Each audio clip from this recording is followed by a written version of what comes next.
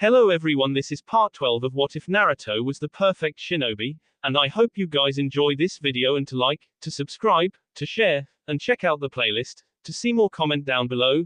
Now let's start the intro. They call me a god. They call me a god. They call me a god. Join my membership, the perks are great. It's in the description. Be sure to like and subscribe, it gives me more motivation. Enjoy. And that's about what happened, Hokage-sama. Orochimaru bit me on the N and then vanished while we all battled against his summoned snakes. The Anbu arrived on the scene moments later and their leader over there shut down the Juin somehow. The 6 genin stood at attention within the surveillance room in the central tower along with the Sandaime and the Anbu captain Yamato. Countless monitors showed the examination grounds, and Naruto could see competing teams moving about and laying ambushes on some displays. He had somehow become the one nominated to give the collective report to Sarutobi, as the others seemed to be somewhat nervous about speaking with the venerable old man. All except Aburame, who never liked to talk at all. The third sat behind a steel desk with his hands clasped together, the small table nothing near the opulent piece that decorated his business quarters in the village. Sasuke added in some vague details about what had transpired between his squad and the Snake Sannin prior to Anko's and later Naruto's intervention. The demon vessel had been curious at learning that Orochimaru had come out and initiated an attack against Team 7, as the Serpent Man had appeared not to care about them throughout the larger battle, much as he hadn't bothered paying Kiba and Ino any mind. The Hokage waved a hand towards the closed wooden door with a slight sigh. All right, you're all dismissed. The Chunin guards stationed here will direct you to where you'll be staying until the exam ends. Naruto, you stay behind a moment. I've still got some more things to discuss with you. Team Kakashi nodded and bowed and the 3 genin departed, Uchiha taking the lead as per the usual. Yamanaka glanced at Naruto and then trailed out behind them, leaving a respectable distance between her and the other squad.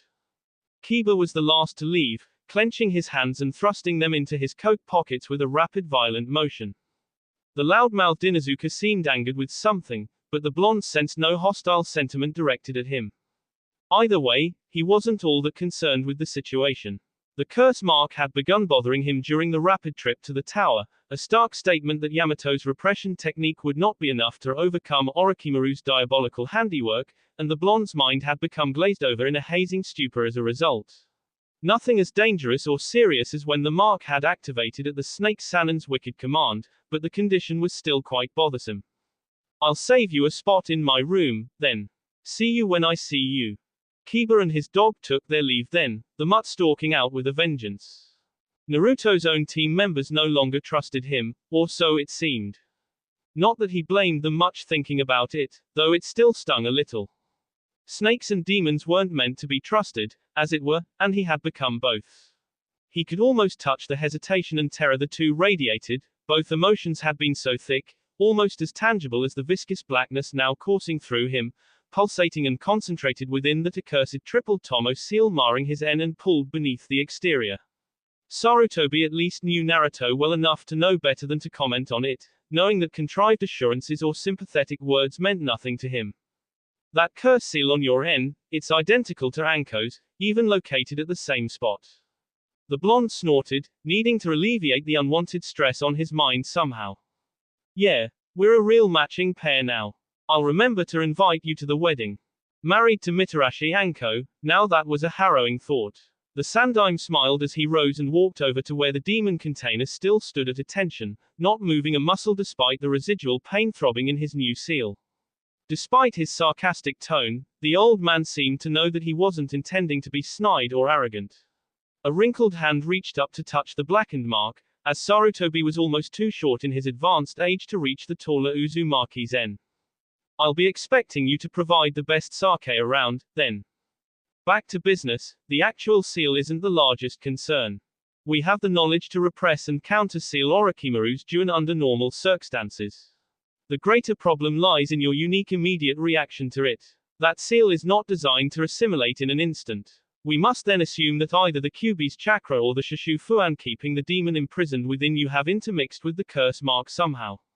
We cannot manipulate the seal without risking much deeper consequences due to this. The blonde was almost relieved to hear this news, as though Orochimaru's evil mark was something to be cherished rather than a blight upon his soul. The unbridled power that it provided was an advantage that he was reluctant to part with. Deep down inside, Naruto knew that this borrowed strength would come with its own terrible price, but he chose to ignore the obvious truth. The curse seal was much too addicting to lose. I guess I'm stuck with it, then. The seal doesn't hurt as much as it did earlier. Sandaime noticed something in the monitors and turned to observe one screen in particular, as did Yamato, who remained silent, leaning against the corner still wearing his Anbu mask. A somewhat distracted Naruto raised his Haitai 8, wiping clean the warm sweat that had gathered underneath the headband and then running a hand through his spiked hair. The hack came back smeared with blood, though he didn't know whether it was his own or someone else's. The monitor showed Gaara's team entering the central tower with Temari holding the 2 required scrolls. She and Kankuro wore relieved expressions while Gaara looked torn between being bored and mouse. Some male chunin that Naruto didn't recognize came out to greet the Suna trio and guide them into the tower's interior. So that's Sabaku no Gaara, the Kazekige's prodigal son. Not even a scratch on him. Naruto turned his head as Yamato removed his mask, revealing a young man with black hair and eyes who wore an open wooden protector with cheek guards and a strap that wrapped around his mandible with a steel plate that was emblazoned with the Konoha village crest rather than the standard headband Haitai 8. Looking back at Gaara, he lacked even the smallest wounds, as the Anbu captain had stated. Even the most scared shinobi would have been nicked here and there while traveling through the dense woods, without combat even entering into the equation. Naruto had been, the blonde, earning several small scratches on his uncovered cheeks and biceps that had since healed due to his Kyuubi-related regenerative abilities. The Ichibi likewise had to be somehow involved with Gaara's unmarred condition. Indeed, it looks as though our intelligence reports have not been exaggerated. Naruto didn't want to meet the old man's gaze at that moment, believing that he'd let the Hokage down when he'd shelved his assigned mission over a personal entanglement. Such an action was akin to great disgrace to a shinobi, and some had committed seppuku in the past over it. The blonde would not even attempt such a motion, as his death meant more than his own, but he was still quite humiliated with his discrediting behavior. The worst part was that he knew he'd still do the exact same thing again. As much as he'd once thought he had, it was now obvious to Naruto that he had never managed to obliterate his emotional capacities to the degree needed to become a true shinobi. As he shook his head in exasperation, he saw where a camera panned to an enormous bloodstain marking an otherwise undisturbed area somewhere deep in the darkened woods and stopped, the moonlight illuminating the thick crimson mess. The demon carrier blinked as he walked over to the terminal and reloaded the picture, zooming in on the shimmering liquid with a curious expression. He could see countless minuscule grains mixed in with the blood, as well as 3 Haitai 8 partially crushed on the ground. I wonder what this is all about. Come and look at this, Hokage-sama. Sarutobi and then Yamato came over to the monitor. The Sandaime Hokage narrowed his eyes and observed the gruesome scene depicted upon the screen as he stroked his white beard in thought. The Anbu leaned over the terminal with a calculating expression. Blood and what looks like glass or perhaps salt. This is most strange. Speculating will do us no good. Naruto, rewind the tape and we'll see what happened. Naruto complied with the old man's directive and watched as the image rewound. The blonde stopped the tape when the 3 Rain Genin were landing down in the clearing opposite the Sand siblings.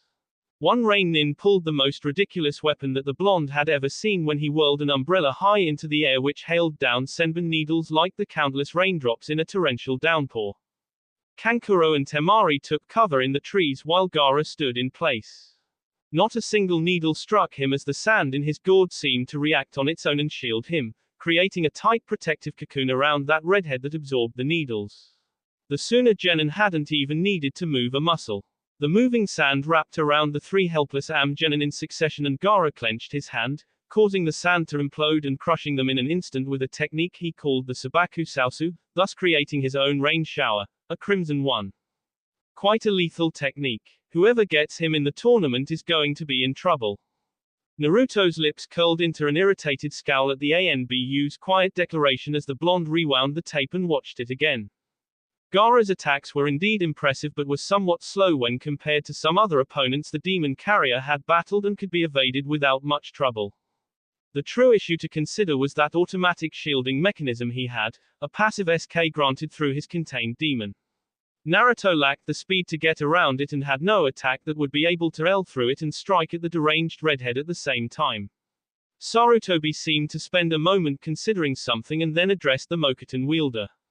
Yamato-san, please reassemble your squadron and return to the village. Give Anbu headquarters orders to ratchet up patrols and keep an extra sharp lookout, and double the guard at the gates. We can be certain that Orochimaru is still prowling around somewhere close. I don't want him sneaking back into Konoha proper and escaping our grasp. Yamato saluted the Sandaime and reattached his Anbu mask, then stopping a moment in the threshold as he departed and turning back around to regard a silent Naruto. A pleasure meeting you, Uzumaki-kun. Good luck during the third exam. The Black Ops captain then walked out through the open door, making no noise as he moved along the hard wooden ground. The blonde nodded, not much caring to express his normal distaste towards being wished luck. As ridiculous as the notion seemed, he couldn't shake the lingering thought that he was somehow missing something important. You'll be assigned to a vacant post in Yamato-san's squad once the exams are over. The distracted genin sat down in a chair and blinked in surprise at the old man's voice. Naruto supposed that he could do much worse as squad leaders went. Yamato seemed to be level-headed and approachable enough, and didn't hold the blonde's condition against him. The demon container had even threatened to K the Anbu captain in his rage and the man hadn't lost his cool. He was still somewhat bitter that Sandaime had chosen to assign him to work underneath the one squad captain who had the power to corral his demon, as though Naruto couldn't be trusted not to lose it on his own, but didn't let it get to him. At least, the first's bloodline was rumored to have the power to tame demons. With little to discuss on that topic, he decided to steer things towards something more controversial and intriguing.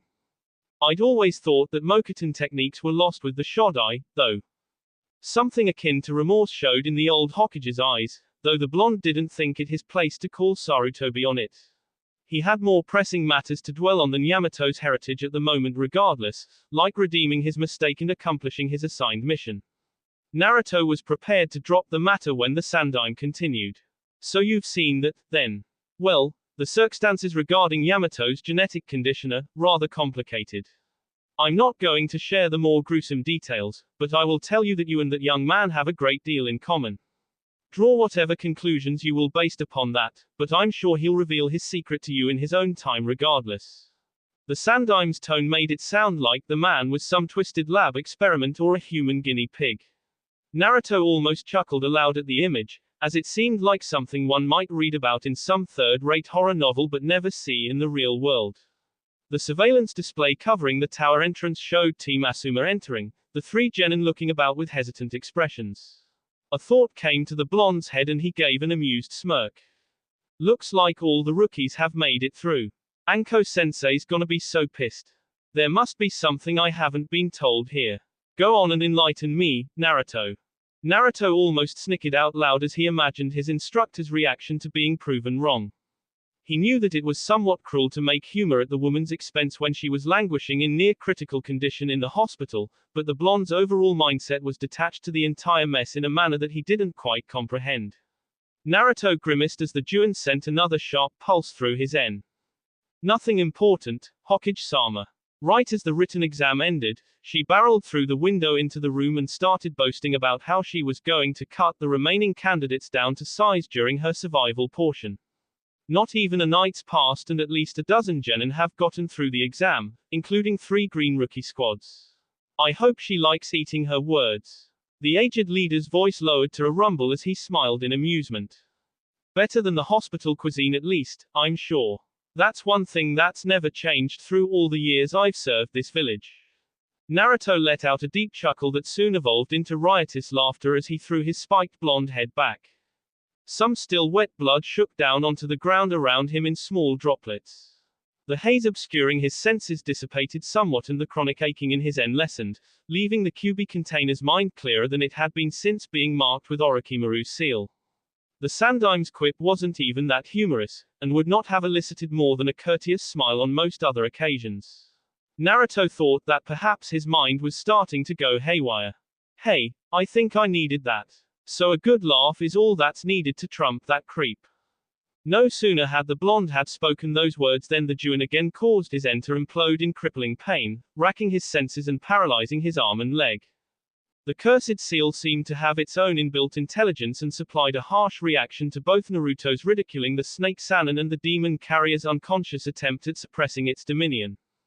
Naruto collapsed onto the ground and writhed in anguish as his nails lengthened into claws and the seal began reactivating on its own.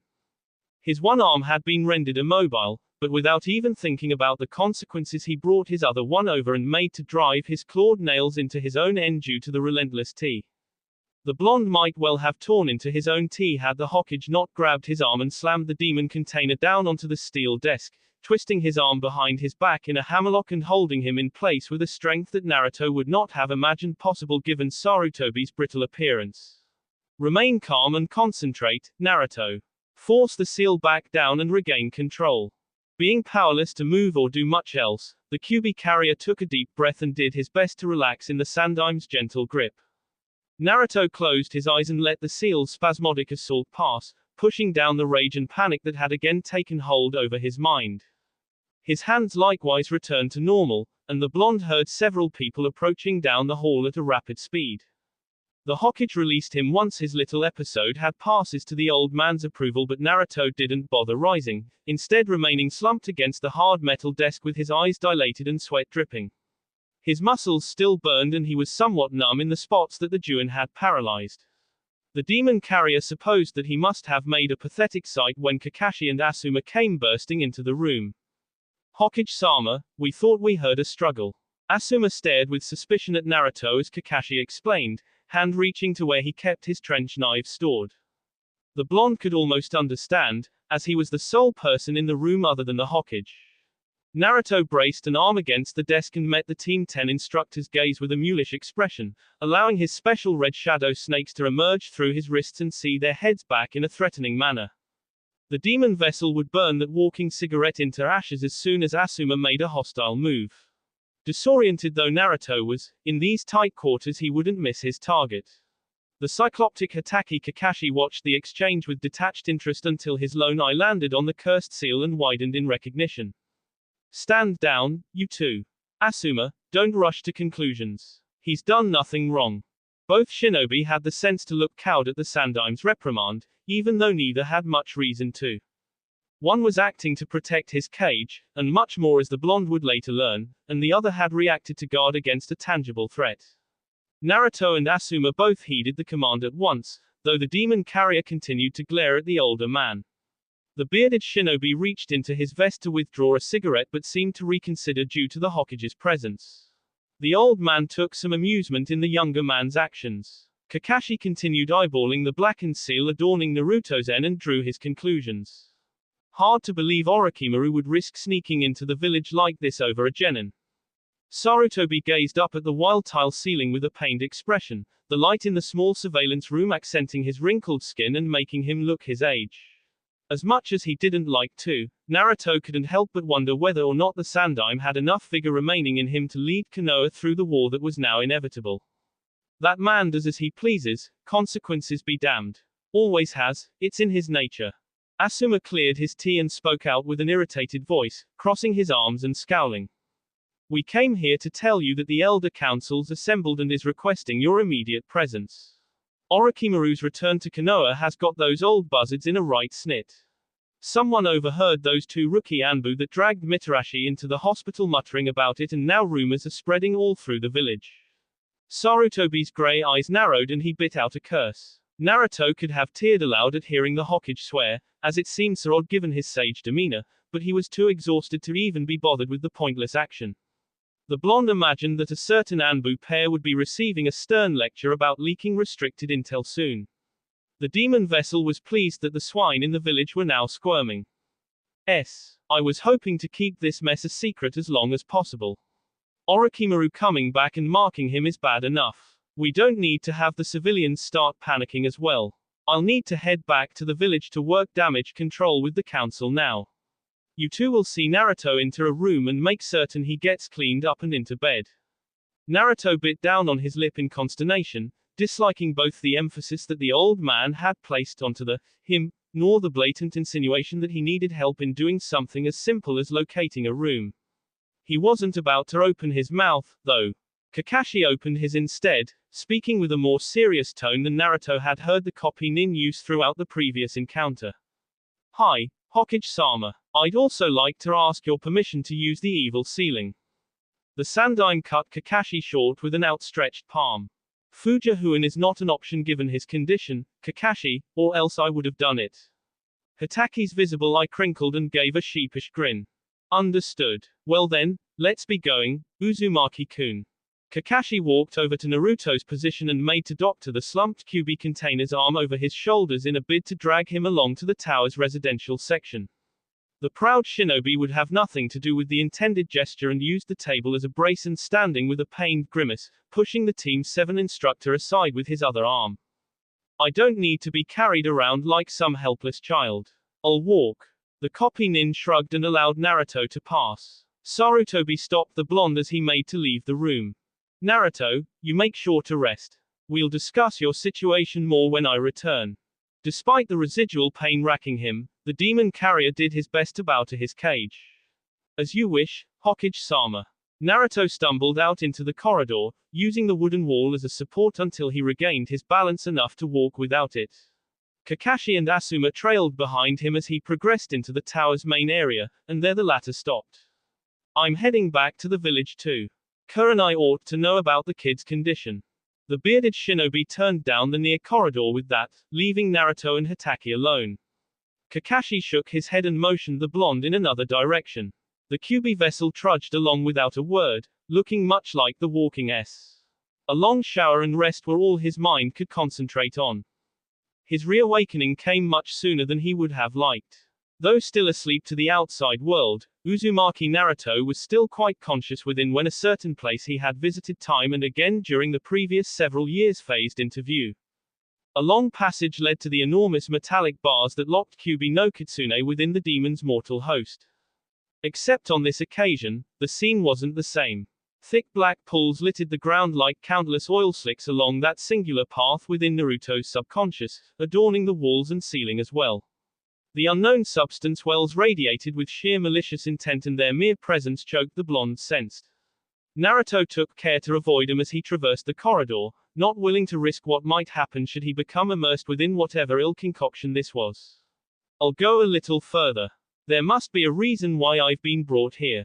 Naruto seldom appeared within his subconscious without having made the conscious choice to go there, and had never been brought in his dreams until now.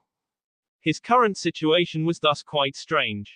When Naruto arrived at the Great Seal prison, he saw at once that the bars had become warped and twisted and were stained black in several places with the same corrosive dark sludge that dotted the passage. The interior where the nine-tailed demon resided was as yet untainted, but what the blonde saw within was no less terrible. Red-stared eyes glared down at him through the warped prison.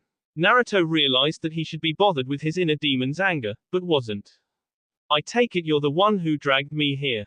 The Kyuubi bared its teeth in rage, leaning its massive head in closer to the bars. You, imbecile, come closer and see what your foolishness has wrought. Daunted but stubborn and unwilling to back down, the blonde approached the cage. With a vicious snarl, the demon's long claws lashed out through the twisted bars and made to impale Naruto. He didn't give an inch or bat an eyelash as the attack commenced, and the Kyuubi's long nails stopped mere centimeters short.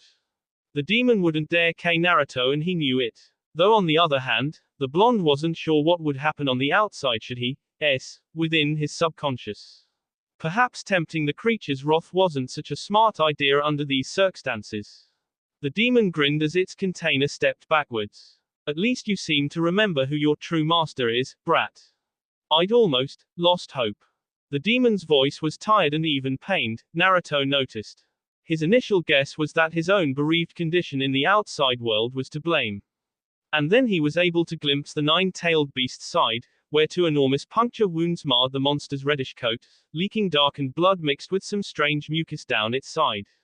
Both substances marred the cage's interior in spots, and the bars bore various scratches and claw marks that indicate that some battle had taken place within. You've been wounded. The demon leaned down as close as possible, allowing Naruto to stare headlong into one enormous crimson iris. Kyuubi's deep breaths whipped around him like a miasmic breeze and the resulting stench was less than pleasant.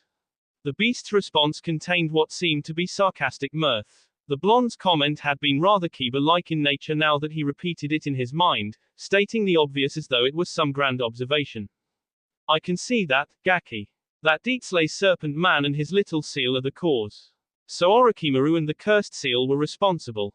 Naruto didn't understand how a creature as nigh invincible as Kyuubi no Kitsune could be maimed with such ease.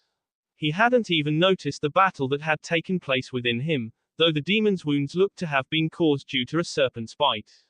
He decided to make an assumption and hoped that the Kitsune would deign to give more details. Whatever injured you must have also created all that black ooze. The demon's voice lowered to a dangerous purr. Correct. It was a large black snake that attacked me soon after that disgusting man bit your N. It slid right down the chamber and somehow got through the bars and tore into me. I was busy watching your pathetic battle and didn't notice it coming. It then began drawing out my chakra against my will. The snake that the Ninetales mentioned would have coincided with the Naruto's Juin activating during the previous battle. The blonde thought that it symbolized the snake Sannin's invading chakra, given an appearance that represented Orochimaru's essence well.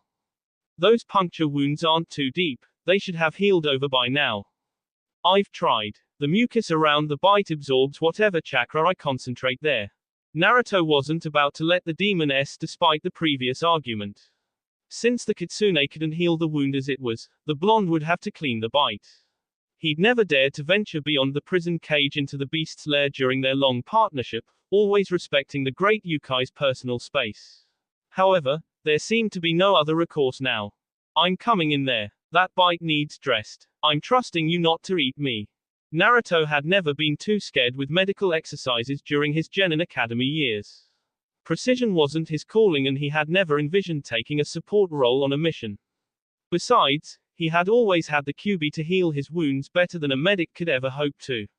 He could handle the basics well enough, but anything more was beyond his expertise. You're daring, brat, walking into the fox's den. King, you would be so simple. Naruto muttered his response as he drew the kunai stored in his boot. He was now quite pissed that Orochimaru had broken his katana during their encounter, as a longer precision instrument would have been optimal given the demon's massive size. The Zanbatsu was not an option, being much too awkward to use in a surgical procedure. I'm not worried. We've come this far together. You won't K me now.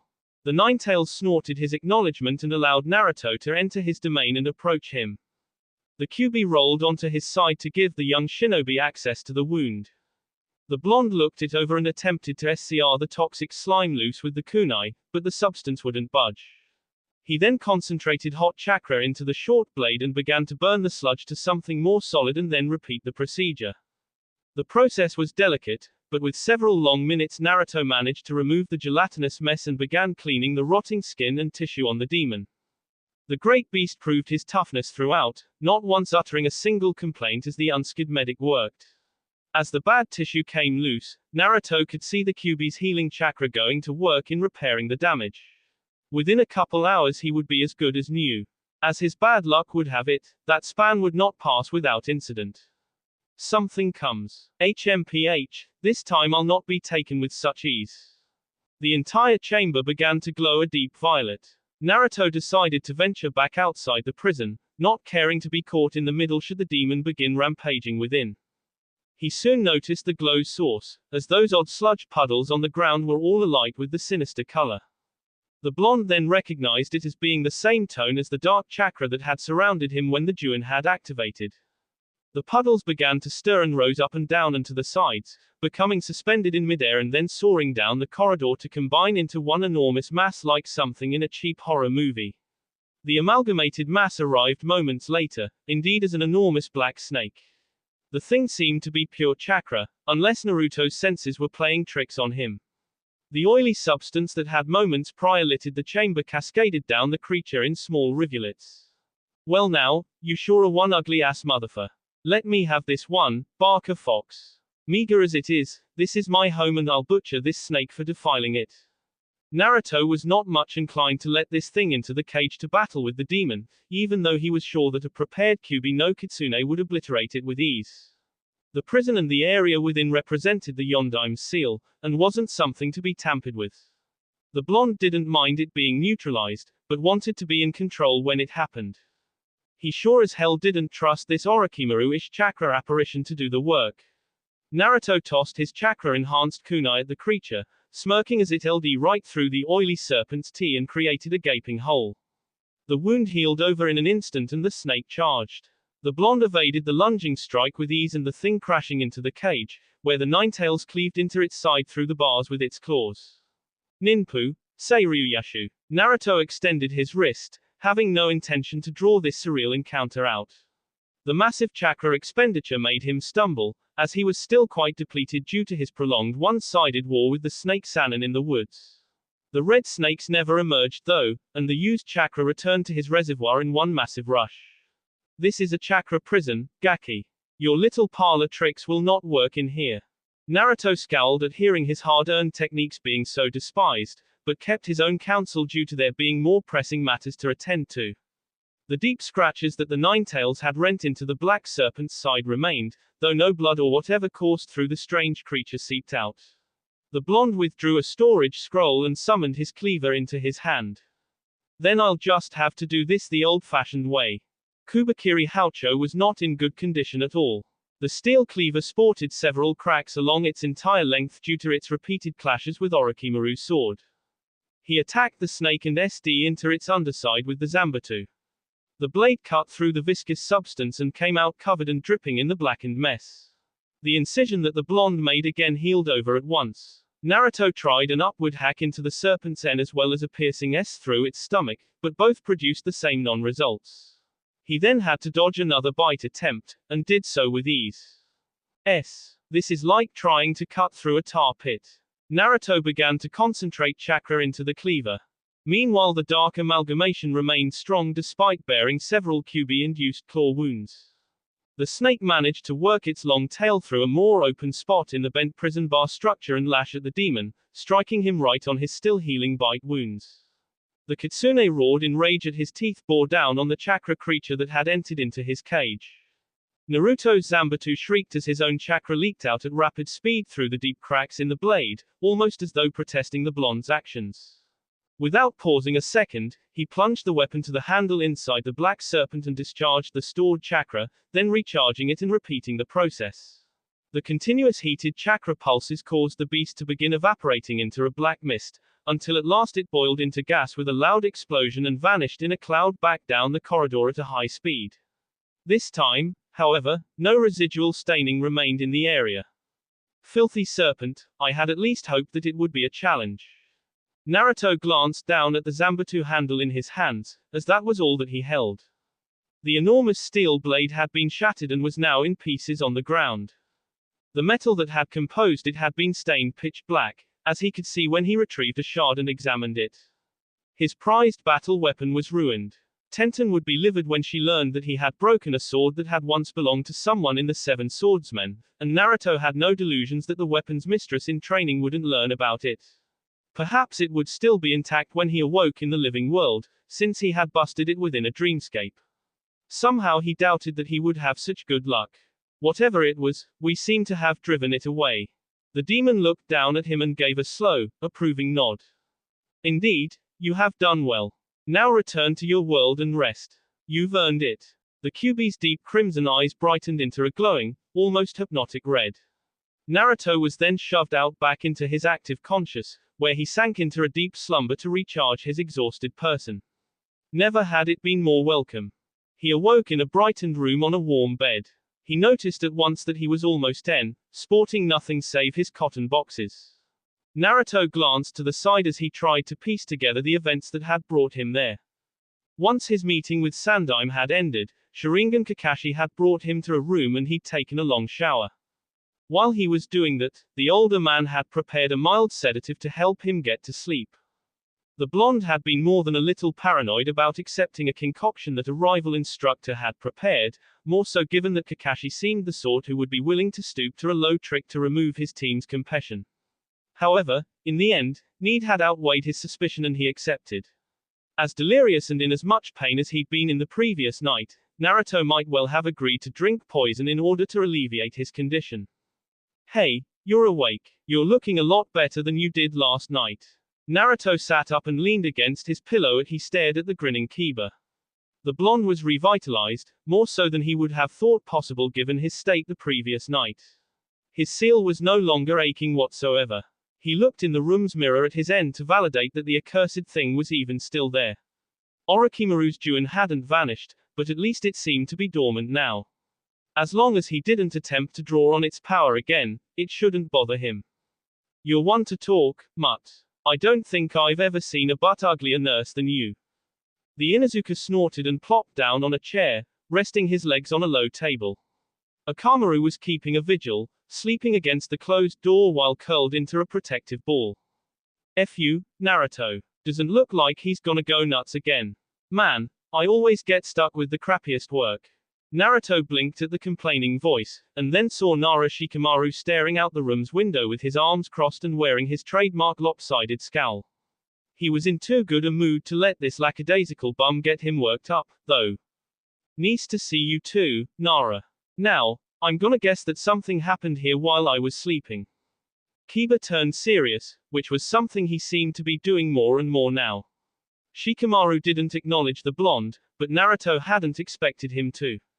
The two weren't on good terms still due to the incident in Wave Country several months prior. Not that he and Nara ever had been, but now it was worse. You kept thrashing on the bed and grabbing at your end when Ino and me came in. And you were sweating like a beast big time too. You were a real mess, man. Then Shikamaru came along and a couple hours later you kinda stood up and looked like you were in a trance, leaping around the room and moving like you were in a battle or something. He had to shadow bind you or else you'd have the whole room to shreds and us with it. Naruto had a suspicious that this trance had to do with that battle alongside the demon against Orochimaru's chakra within his dreamscape. When he had awoken, the blonde had thought that it had been a mere nightmare and nothing more, but now evidence suggested that it had indeed happened. At least that would explain the reason behind the cursed seal no longer irritating him. He and the Kyuubi had managed to drive it into complete, though Naruto doubted that it would be permanent remission. Well, I guess it's a good thing that Bozo was loitering around, then. The lazy genius Genon's scowl deepened and he might have glared at the blonde, had it not been too troublesome to bother with. It's not like I wanted to be here. My mom's a tunin and she's been on guard detail here. For some reason she won't come near your room, so I thought I'd come hide out until she went back home. Watching you has been even worse than having to listen to her bing, but Ino and your sensei wouldn't let me leave. Troublesome, all women are. And I'm even worse than the old man. I'm not even married yet and I'm still whipped. Naruto and Kiba looked at each other and sneered during Shikamaru's grumbling tirade. The pineapple-haired Genin hadn't even bothered looking over at him, as he instead appeared to be observing some scene outside with unusual interest. Meanwhile a thought occurred to the demon container and he started looking around the room. He saw what he had been seeking in particular on the table next to Kiba's sandals. Whatever, Shikamaru. Anyway, you got quiet in a second and you slept like a babe. Toss me those 2 scrolls, Kiba. I need to check on something. The mutt blinked, but grabbed them and threw them overhand onto the bed. Sure, no problem. Naruto nodded his thanks and activated the 2 storage scrolls. One contained his weighted trench coat, which was looking rather weathered and battered. All the battles he'd been in since obtaining it had taken their toll on the leather garment. The other contained a long handle and several stained black metal pieces that had at one time composed a steel Zanbatsu blade. The blonde cursed under his breath. What had happened within his subconscious seemed to correlate to the outside world somehow. Looks like I'll be needing a new weapon now, Fing snake bastard. Shikamaru then abandoned his place at the window, his scowl turning into a grin. Kiba seemed to be about to take a trip to dreamland on the couch. He'd been awake a while assuming his tale about Naruto's long night was to be believed. The blonde was preoccupied with lamenting Kubakiri Haucho's destruction.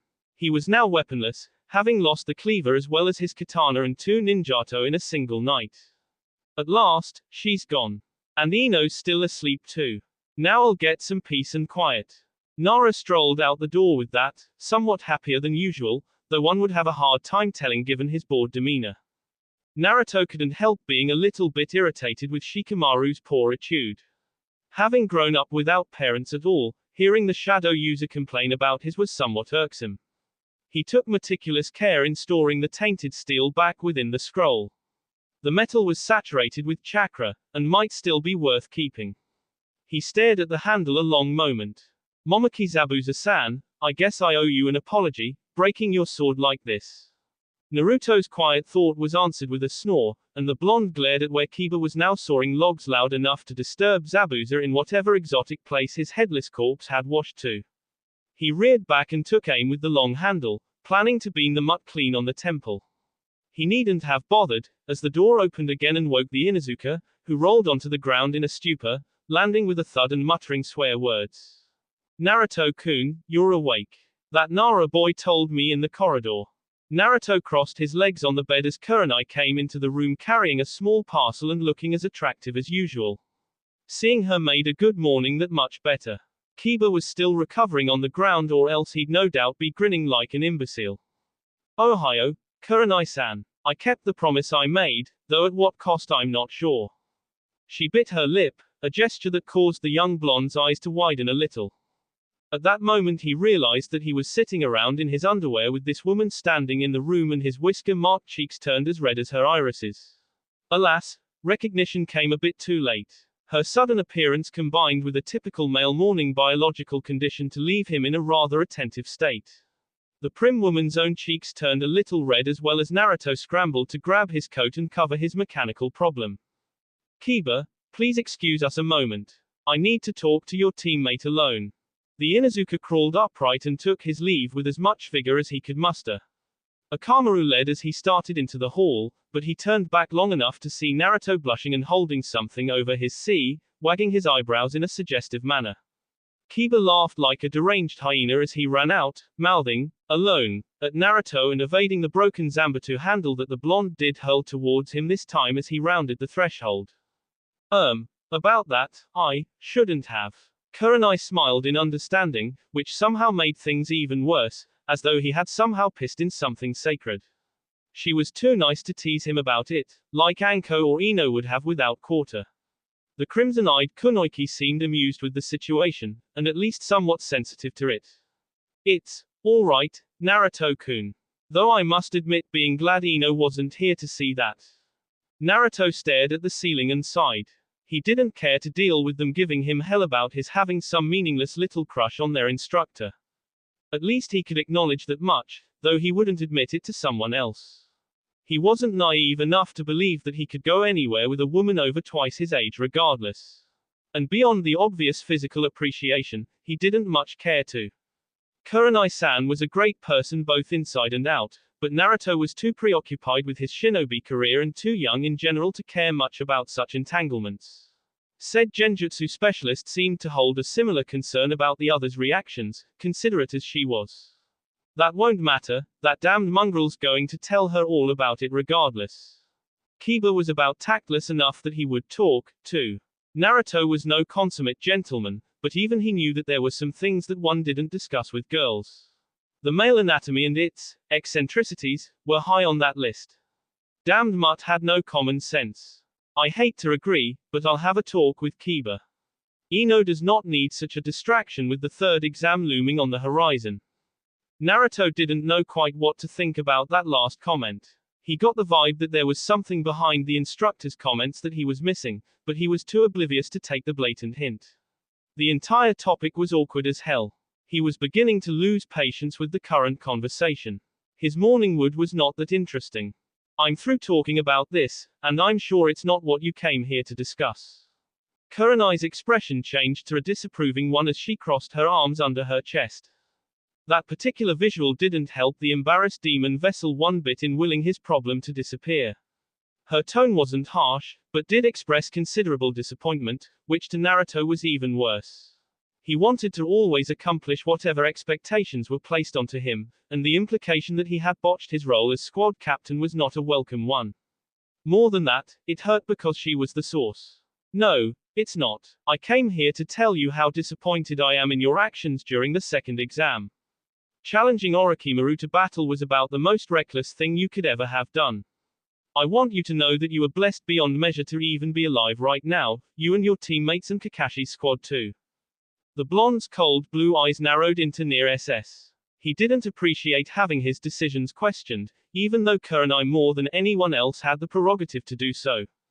Naruto still believed that he'd handled things as well as could be handled given the situation.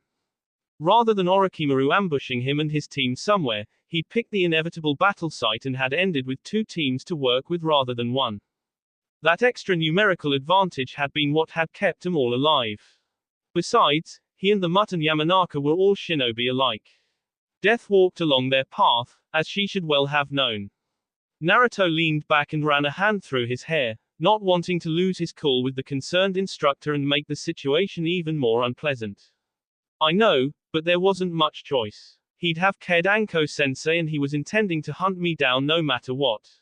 I knew this going into the exams. I'd wanted to deal with him alone and not have the others dragged into it, but things didn't quite work out like planned.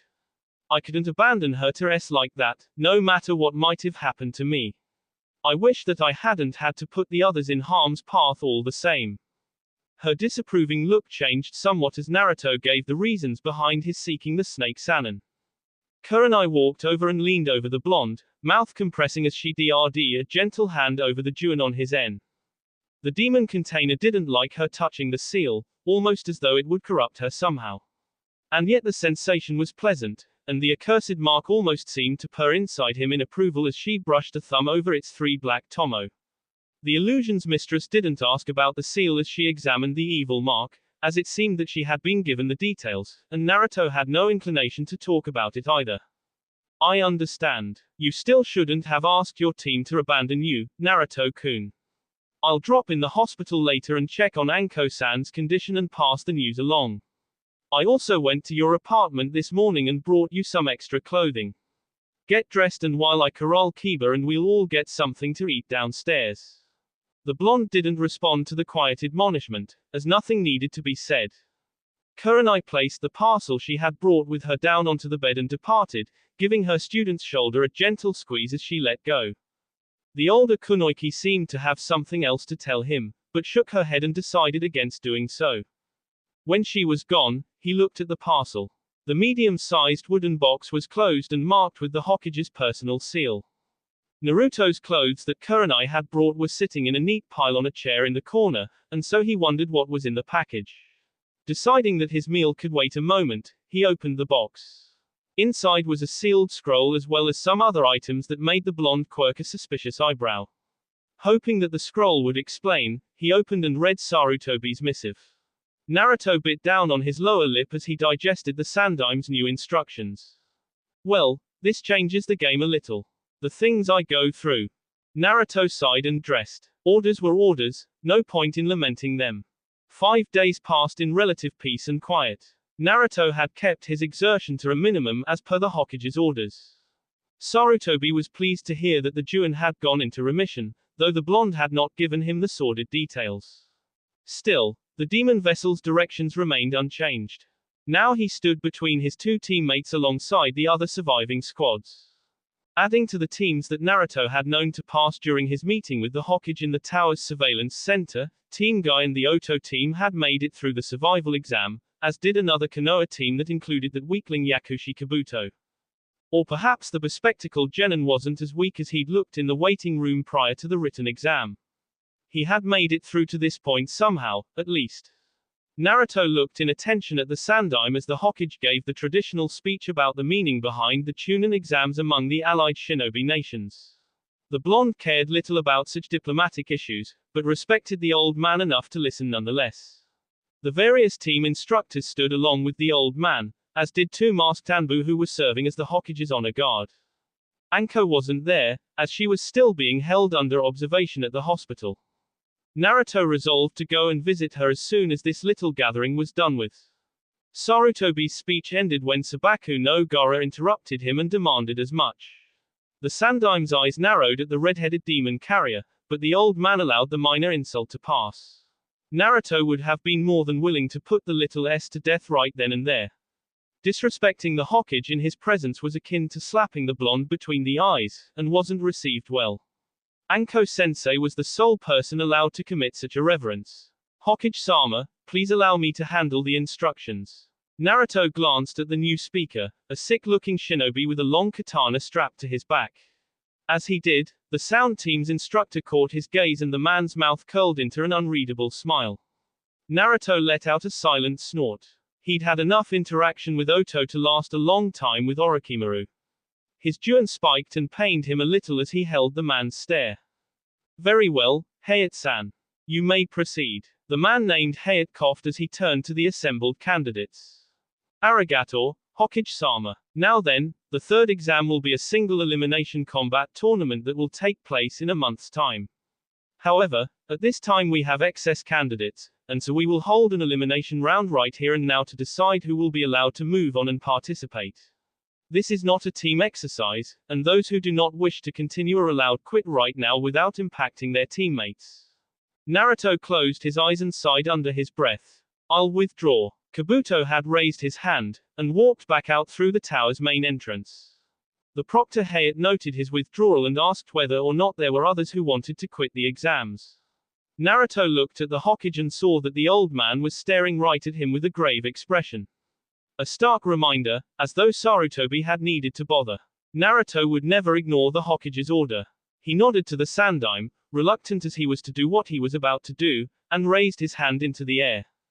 I'll be withdrawing as well, Hayate-san. Kiba and Ino both whirled on the spot and stared at the blonde as though he had lost his mind. Naruto didn't meet their shocked expressions as he stepped through the assembled genin candidates and walked towards the sunlight outside with a slight scowl. He could sense several people gazing at his back as he went along. Tenten and her teammates were among the number, and he almost ignited where Uchiha Sasuke was glaring through him with a burning countenance. For Uzumaki Naruto, thus ended the Chunin exams. That will be all for this video. Be sure to like, subscribe, share, and comment down below for more videos. Goodbye.